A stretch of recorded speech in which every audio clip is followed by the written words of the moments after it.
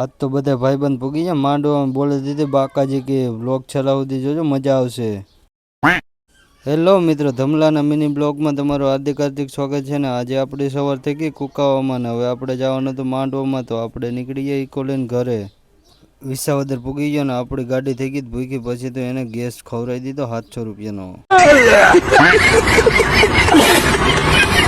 ઘેરે પૂગી ગયો ને તા તો તનુડો તમારે ચશ્મા પહેરીને તૈયાર થઈ ગયો. તા તો લ્યો શેડા કાઢી નાખ્યા. આપણે હતો આખી રાતનો ઉજાગરો, પછી ઈકામાં હું તો એસી ફૂલ કરીને હું તો હોઈ ગયો. નીંદર પૂરી થઈ ગઈ ને આપણે ઉઠ્યા તો પપ્પા ગાડી હાંકતા હતા.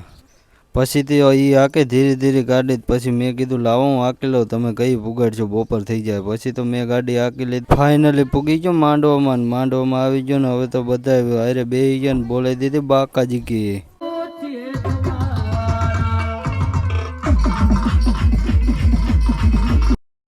બપોર થઈ ગઈ ને બધા બેસી ગયા લાઈનમાં જમવા. પછી તો આખા ગ્રુપનો લઈ લીધો મેં તો વિડીયો. ઘણા એમ કે એક્ચ્યુઅલી અમારું ગ્રુપ બહુ મોટું. સાસ બહુ પીધી ને મને ખટાશ નડે છે.